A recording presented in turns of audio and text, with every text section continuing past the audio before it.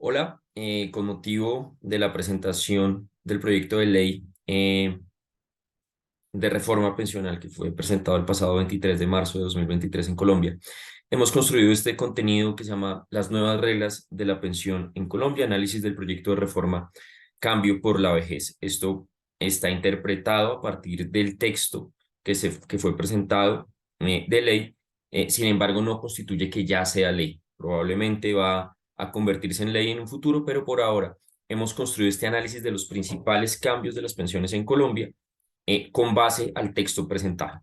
Bien, quiero empezar por algo de contexto y para hablar de ese contexto, quiero contar con un poco de la evolución de la pensión en nuestro país.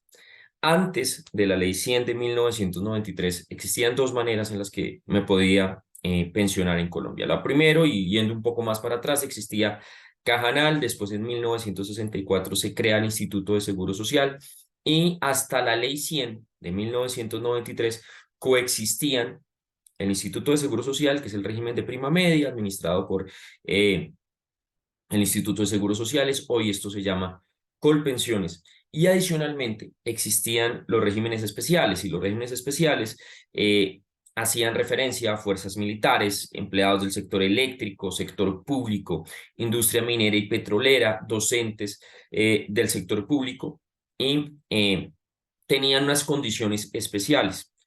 Llega la Ley 100 de 1993 y le da paso, hace entrada al régimen de ahorro individual con solidaridad, el RAIS, representado por las administradoras de fondos de pensiones. Estas nacen en 1991, pero solo es hasta 1994 que permiten que las personas empiecen a hacer aportes al fondo privado para obtener de ahí su pensión. O sea, desde la Ley 100 existe a partir de la Ley 100, mejor, existe el régimen de prima media administrado por Colpensiones, el RAIS, que es el régimen de ahorro individual con solidaridad, que es el administrado por las AFPs privadas, y sobreviven algunos regímenes especiales, como el que tienen los militares, las personas del magisterio y, por ejemplo, los notarios.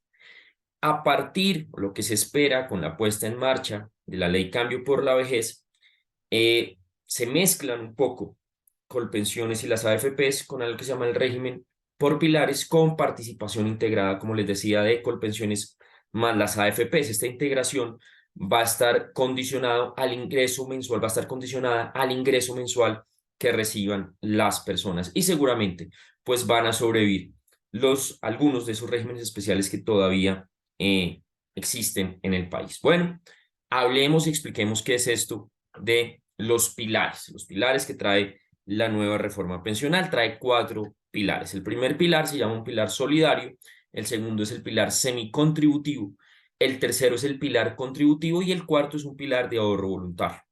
Hagamos un zoom dentro del pilar solidario. El pilar solidario está dirigido a mayores de 65 años que estén en pobreza extrema o condición de vulnerabilidad y proyectado para el año 2024 van a recibir mensualmente 223.800 pesos. Esto es para personas que estén en pobreza extrema, mayores de 65 años, vulnerabilidad y no hayan cotizado al el sistema de seguridad social. El pilar semicontributivo también va dirigido para personas mayores de 65 años y aquí va a entrar un grupo de personas que hayan cotizado entre 149 semanas y 1000 semanas en el sistema, o sea, no se alcanzaron a pensionar y de acuerdo con ese número de semanas que hayan cotizado, pueden llegar a recibir hasta un 80% de un salario mínimo legal vigente. Esto se asemejaría mucho a lo que existe ya con el programa de los BEPS. Algo importante en el pilar semicontributivo que aplica solamente para las personas residentes en Colombia y colombianos domiciliados en el exterior. Para el pilar solidario solamente va a tener vigencia, va a aplicar para colombianos residentes en el país. Bien, vámonos para el tercer pilar, que es el pilar contributivo, y es donde entra la mayoría de personas que hoy, la mayoría no, entran todas las personas que están cotizando hoy al programa al programa de seguridad social en nuestro país. Entonces está dirigido a trabajadores dependientes e independientes que cotizan para una pensión integral de vejez y van a tener ahora dos componentes. Este es el principal cambio y es que van a tener dos componentes. Un componente que va de 1 a 3 salarios mínimos que va a ser administrado y va a ser cotizado a Colpensiones, y un componente de ahorro individual que va de 3 a 25 salarios mínimos de acuerdo a lo que yo me gane, que va a ser administrado o seguirá siendo administrado o va a ser administrado por las administradoras de fondos de pensiones, por los cuatro administradores actuales privadas. Entonces, de 1 a 3 voy a cotizar en Colpensiones, de 3 a 25 de acuerdo con mi ingreso, voy a cotizar en una AFP. Y por último existe el cuarto pilar, que es el ahorro voluntario, que está integrado por personas que por su capacidad pueden hacer aportes voluntarios a través de los mecanismos existentes. Algo interesante que trae esta reforma es que estos aportes se van a considerar inembargables de acuerdo a la reglamentación que quede definida en cuanto a esta materia. Quiero que hagamos un poco de zoom sobre el pilar contributivo, el tercer pilar, que es el que aplica para los trabajadores. Entonces vamos a hablar de un componente de prima media y un componente de ahorro individual. Los aportes, ¿a dónde van a ir los aportes? Componente de prima media de 1 a 3 salarios mínimos, como lo dijimos, y componente de ahorro individual de 3 a 25 salarios mínimos. Cuando una persona tenga más de 3 salarios mínimos, va a ir a el fondo privado. ¿Cómo cotizan? ¿Cómo cotizo yo a mi pensión? Entonces se sostiene el porcentaje de cotización, que es el 16% del IBC. Esta frase, este acrónimo mejor de IBC, lo vamos a estar utilizando durante este espacio. Es el ingreso base de cotización, que hace referencia al valor por el que yo cotizo, que generalmente es mi salario mensual, excepto para las personas que tienen remuneración integral, que es el 70% del salario, y excepto para los profesionales independientes, que los independientes pueden cotizar desde el 40% de su ingreso, pero concentrémonos en que el IBC va a ser el valor por el que yo cotizo mensualmente, y tiene esta proporción de cotización del 16%, que el 75% va a estar a cargo de la empresa. Eso corresponde a un 12% del IBC, el 25% corresponde al empleado y equivale al 4% del IBC. Un cambio que trae la reforma es que para los salarios superiores a 4, para los ingresos superiores a 4 salarios mínimos legales vigentes, el aporte que se hacía a Fondo de Solidaridad Pensional aumenta. Antes, una persona que cotizaba por 4 salarios mínimos aportaba el 1% en el Fondo de Solidaridad Pensional. Esto se modifica y ahora va a cotizar sobre el 2%, va a cotizar o va a aportar mejor al Fondo de Solidaridad Pensional un 2%. Cambia del 1% al 2% para ingresos superiores a 4 salarios mínimos legales vigentes. Algo que también existe es para quienes hacen aportes, tienen un IBC entre 16 y 20 salarios mínimos legales vigentes, activan un aporte adicional al Fondo de Solidaridad Pensional que da del 0.2 al 1%. Dicho esto, los aportes a los fondos de solidaridad pensional, que antes eran del 1% y hasta el 2%, de acuerdo a lo que se pudiera ganar, a lo que pudiera recibir la persona que estaba cotizando, cambia del 2% hasta el 3%. Bien, entonces hay una ampliación en el porcentaje que hacemos a el Fondo de Solidaridad Pensional. ¿Cuándo me pensiono? Entonces, cuándo me pensiono también se modifica, porque antes quienes alcanzaban su pensión a través de las administradoras privadas podían tener pensiones anticipadas. Esto desaparece y ya quedan sujetas a que se cumplan las condiciones del componente de prima media. ¿Cuáles son los componentes de prima media? Mujeres 57 años, hombres 62 años, personas no binarias se acogen al menor plazo, personas transgénero se acogen a el género que hayan migrado, y un componente de semanas que son 1.300 semanas cotizadas. Bien, esas son las condiciones para que yo alcance la pensión: 57 o 62 años y hasta 1.300 semanas cotizadas. ¿Cuándo me puedo pensionar con el componente de ahorro individual, con la parte que estoy cotizando en un fondo privado? Cuando alcance la pensión en el componente de prima media. Cuando alcance las condiciones de pensión en el componente de prima media, desbloqueo o activo mi componente de ahorro individual, mi pensión del componente de ahorro individual, y es lo que hoy la ley ha llamado una pensión integral de vejez. Bien, ¿cómo me pensiono? Entonces, el cómo me pensiono en el componente de prima media está sujeto a un cálculo del IBC promedio de los últimos 10 años y que puede aumentar de acuerdo al número de semanas cotizadas. En el componente de ahorro individual se sostiene la alternativa de que yo voy a definir el valor de mi mesada a través de un cálculo actuarial con base en mi capital ahorrado y la edad de mis beneficiarios. Recordemos que si mis beneficiarios de pensión, mi cónyuge, por ejemplo, es muy joven, pues su longevidad se va a tener en cuenta para el cálculo de la pensión.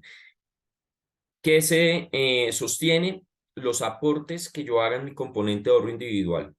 Si llego a fallecer, van a ser parte de la masa sucesoral y si llego a fallecer y no tengo beneficiarios, esos aportes que yo hice al componente de ahorro individual siguen siendo masa sucesoral de pues quien vaya a tener mi sucesión. En el caso del componente de prima media, en el momento que yo fallezca y no tenga beneficiarios de mi pensión, estos aportes se van a cubrir eh, otras pensiones de otros colombianos. Esto de la masa sucesoral en el componente de ahorro individual se sostiene. Qué es importante tener en cuenta? Obligatoriamente, quienes ganen hasta 3 salarios mínimos deben cotizar en Colpensiones.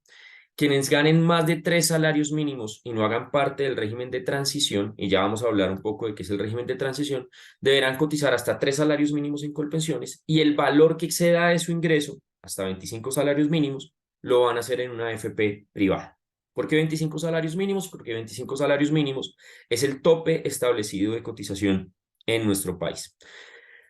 Una modificación que trae la reforma es que las pensiones de invalidez y sobrevivencia, se reconocerán por la administradora del componente de prima media, por Colpensiones, quien deberá contratar un seguro previsional que por lo tanto cubre la cotización que se haga hasta dicho componente. Esta es una modificación porque hasta hoy, cada vez que yo aporto a mi pensión obligatoria, pago un seguro previsional que tiene en cuenta ese ingreso base de cotización por el que estoy aportando. Teniendo en cuenta esto, y para el ejemplo de una persona que tenga que cotizar en los dos regímenes, en el público y en el privado, la parte que va a tener un seguro provisional es la parte que esté administrada por Colpensiones, la parte de prima media, la parte de las AFPs por disposición legal ya no cuenta con el seguro previsional. Por lo tanto, en caso de un fallecimiento o en caso de invalidez, los porcentajes van a ser más bajos y se van a tener como base los aportes que yo haga o el ingreso base de cotización mejor que yo haga al fondo público. Ahí ya es una recomendación que más adelante en la que vamos a hacer énfasis de cómo nos debemos cubrir, porque ya estas prestaciones para los sobrevivientes o en la invalidez va a ser menor. Adicionalmente, se va a considerar justa causa para dar por terminado un contrato de trabajo que el trabajador cumpla con los requisitos establecidos para tener derecho a la pensión. Con la vigencia actual y en común acuerdo, las personas podían seguir trabajando para mejorar su mesada pensional. Si una persona cumplía los requisitos mínimos, pero quería mejorar sus condiciones, lo podía hacer. La nueva ley trae esto y es que el empleador puede tener 30 días para terminar el contrato de trabajo y pedir que el colaborador sea pensionado. Bien, para que lo tengamos en cuenta. Adicionalmente, algo que dice es que el plazo máximo para que una persona reciba la pensión integral de vejez va a ser de 4 meses. Continuando con los aspectos a tener en cuenta, existe una pensión anticipada por semanas cotizadas, hay como un limbo, podríamos pensar, entre el pilar semicontributivo y el contributivo, porque el pilar semicontributivo habla de 149 a 1000 semanas y el contributivo habla de entregar una pensión a las 1300 semanas. Entonces, este limbo de 1000 a 1300 lo atiende este artículo que trae la reforma que dice que para los mayores de 65 años, y aquí no hace distinción de género, sino que dice que para los mayores de 65 años que tengan hasta 1000 semanas cotizadas, se les descontará de su mesada, podrán acceder a la pensión anticipada y se les va a descontar de su mesada el valor de las cotizaciones faltantes hasta alcanzar las 1300 semanas. Se puede pensionar con 1000 semanas durante las 300 semanas. Pensemos que un año tiene 50 semanas de cotización, por lo tanto van a ser cada 2 años va a ser 100 semanas y le están faltando 300 semanas, esto puede ser un equivalente a 6 años. Si pensemos que llegó a las 1000 semanas, entonces va a tener 6 años en donde va a estar cotizando hasta llegar a sus 1300 semanas. Recibe la pensión, pero a esta pensión se le descuenta el componente de cotización y se normaliza al llegar a las 1300 semanas. La pensión mínima pues va a ser de un salario mínimo. Beneficios para las mujeres que cumplan con la edad mínima para acceder a la pensión y no tengan las 1300 semanas establecidas, pues van a tener el beneficio de poder disminuir 50 semanas por cada hijo o hijo adoptado hasta un máximo de 3 hijos. O sea, una mujer que ha llegado a 1150 semanas y tenga 3 hijos puede acceder a su pensión si ya cumplió con la edad mínima, 57 años. Otro beneficio es para padres, o sea, madre o padre de hijos con discapacidad y hasta tanto su hijo permanezca en ese estado de discapacidad y sea dependiente de la madre o del padre, va a tener derecho a recibir la pensión, va a tener derecho a recibir una pensión especial de vejez a cualquier edad, siempre y cuando haya cotizado con el mínimo de semanas exigidas, con las 1300 semanas. Pongamos esto en un ejemplo. Una madre que tenga 52 años y haya cotizado 1400 semanas y tenga un hijo en condición de incapacidad, esa persona se puede pensionar con esta pensión especial de vejez. ¿Cómo, digamos, cómo dejaría de percibirla si se vuelve a trabajar o si el hijo ya no está en condición de discapacidad? Bien, algo que habíamos dicho anteriormente, pero lo queremos reafirmar, independientes pueden seguir cotizando por el 40% de su ingreso y la remuneración integral sigue cotizando por el 70% del ingreso. Bien, veamos cómo cambian los aportes con números, los aportes mensuales, con números con un ejercicio del año 2023. Entonces pensemos en un análisis de una persona que tiene un ingreso de un salario mínimo. Un ingreso de un salario mínimo es un ingreso base de cotización de 1.160.000 pesos. Esta persona debe obligatoriamente cotizar a Colpensiones y su aporte se va a discriminar de la siguiente manera. Va a ser de 186.500 pesos mensuales, de los cuales la empresa aporta 139.200 pesos y el empleado aporta 46.400 pesos. Eso para un ingreso de un salario mínimo. Vámonos para una persona que tiene ingreso de 3 salarios mínimos. Su IBC es de 3.480.000 pesos. Esta cotización se va 100% a Colpensiones. El 16% del IBC son 556.800 pesos, de los cuales la empresa va a cotizar 417.600 pesos. El empleado va a cotizar 139.200 pesos. Vámonos para el ingreso de 4 salarios mínimos, donde ya empezamos a ver cómo entra el régimen de prima media y cómo entra las administradoras de fondos de pensiones. Entonces, una persona que tiene un IBC de 4.640.000 pesos, su cotización va a ser por 742.000 pesos. La empresa va a aportar 556.800 pesos. El empleado va a cotizar o a aportar 185.600 pesos. Adicionalmente a ese aporte, pues va a ser un aporte de 92.800 pesos que corresponde a ese 2% del Fondo de Solidaridad Pensional que hablábamos.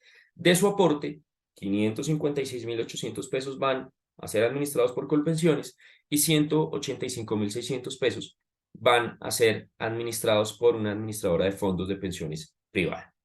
Vámonos para la parte alta de la cotización y la cotización máxima, que es 25 salarios mínimos. Una persona que tenga 25 salarios mínimos de ingreso base de cotización cotiza por 29 millones de pesos. En nuestro país, para el año 2023, nadie puede cotizar por más de 29 millones de pesos. La cotización va a ser del 16% del ingreso base de cotización del IBC, que es de 4.640.000 pesos. La empresa va a aportar a los dos regímenes, a sus dos cuentas, por decirlo de cierta manera, 3.480.000 pesos y el aporte del empleado va a ser de 1.160.000 pesos. Adicionalmente, esta persona va a tener que cotizar o va a tener que aportar un 3% al Fondo de Solidaridad Pensional, que es de 870.000 pesos. ¿De dónde sale este 3%? Lo que ya hablamos del 2%, que arranca desde el 4%. Y cuando la persona, que lo habíamos visto anteriormente, gana más de 16 salarios mínimos o cotiza por más de 16 salarios mínimos, pues empieza en esta tabla que llega hasta otro 1%. ¿Cómo se va a distribuir ese aporte? 556.800 que corresponden a 3 salarios mínimos, a la cotización de 3 salarios mínimos, se van para Colpensiones. Y para la AFP se van 4.083.200 pesos. Bien, hemos hablado de que existe un régimen de transición. ¿Qué es el régimen de transición? Es un lapso determinado para que las personas puedan acceder a las condiciones de la presente ley sin tener cambios con la reforma presentada. Esto depende de algunas particularidades y es lo que dice el artículo 76 de este proyecto de ley, que dice tal cual: aplica para las personas que a la entrada en vigencia de este sistema de protección social integral para la vejez cuenten con 1.000 semanas cotizadas. Se les continuará aplicando en su totalidad la Ley 100 de 1993 y las normas que la modifiquen, deroguen o sustituyan. ¿Cómo sé cuántas semanas yo tengo cotizadas? A través de un documento que se llama historia laboral, que me debe entregar la administradora privada en la que yo estoy cotizando, o me lo debe entregar Colpensiones, y ahí está el registro de las semanas que yo he cotizado. ¿Cuándo sabemos? Pues, ¿cuándo debemos contar las 1.000 semanas? Pues cuando entre en vigencia este sistema de protección social, esta nueva ley. Bien, algunas recomendaciones generales para despedirnos de este espacio.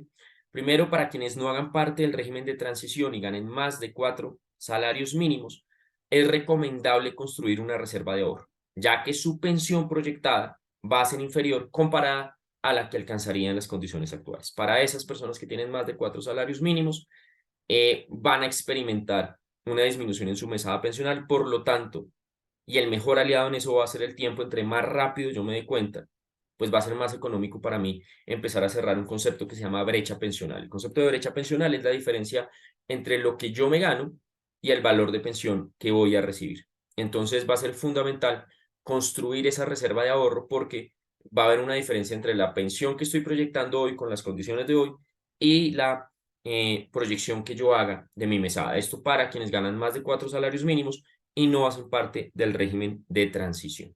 Bueno, adicionalmente, teniendo en cuenta las modificaciones en el pago de pensiones por muerte o incapacidad total y permanente, es muy recomendable contratar seguros de vida e incapacidad total y permanente, porque va a existir una falta de cubrimiento en la prestación social que yo voy a recibir. Esa persona o esos beneficiarios, mejor, o la persona que está experimentando la incapacidad total y permanente, va a haber una merma en el seguro o en la pensión que iba a recibir por la disminución del seguro provisional. Por lo tanto, es muy recomendable, es bien importante que se contrate un seguro de vida y que tenga el amparo de incapacidad total y permanente. En el mercado existen figuras que mezclan ahorro con seguro. Las condiciones del pilar semicontributivo reducen la posibilidad de devoluciones de saldos o indemnizaciones sustitutivas. ¿Qué significa esto? Cuando yo no alcanzaba a pensionarme. Entonces, cuando yo no alcanzaba a pensionarme, recibía los aportes que había hecho. En Colpensiones lo hacía con un cálculo que traían con el IPC al valor presente neto mis aportes. En los fondos privados siempre era la rentabilidad que tenía la cuenta de ahorro individual, que históricamente desde la ley 100 ha sido del 8% efectivo anual. Entonces las personas recibían un capital con el que no tenían pensión, pero podían disponer para construir una renta que les generara ingreso hasta su fallecimiento. ¿Y por qué hago hincapié en esto? Porque ahora, teniendo en cuenta el régimen, el pilar semicontributivo que cubre de 149, que son 3 años, de 149 semanas a 1.000 semanas, pues las personas van a recibir una prestación que en el mejor de los casos va a ser del 80% de un salario mínimo. Entonces, en términos prácticos, si una persona recibía 100 millones de pesos y tenía una mujer y tenía 100 millones de pesos en su cuenta de ahorro individual, no alcanzaba las semanas, recibía los 100 millones de pesos y con eso compraba un apartamento que le generara renta, montaba un negocio, alguna actividad económica que le generara renta para su ingreso. Ahora esa persona que llegó a ese valor o llegó a esas semanas, no alcanzó las 1.000 semanas para pensar si podía alcanzar al menos una pensión especial de vejez, que es esta de transición entre 1.000 y 1.300, la anticipada de vejez. Va a recibir el 80% de un salario mínimo durante el tiempo que esté viviendo. Entonces, como eso es una realidad, también resulta importante que las personas empiecen a construir un capital para el momento en que queden cesantes. Importante que yo hoy, en con el plan de vida que lleve, con mi historia laboral, casi que puedo determinar si alcanzo o no alcanzo una pensión. Entonces, si yo no alcanzo una pensión, si ya sé que no voy a alcanzar una pensión, pues va a resultar muy importante que empiece a hacer la construcción de este capital. Bien, toda esta información es interpretada con base en el proyecto de la ley que se presentó el 23 de marzo de 2023 y no constituye o representa modificaciones ya establecidas por el gobierno de Colombia. Lo más importante es que tomemos decisiones informadas y a través de expertos que sepan alrededor de las pensiones. Muchas gracias.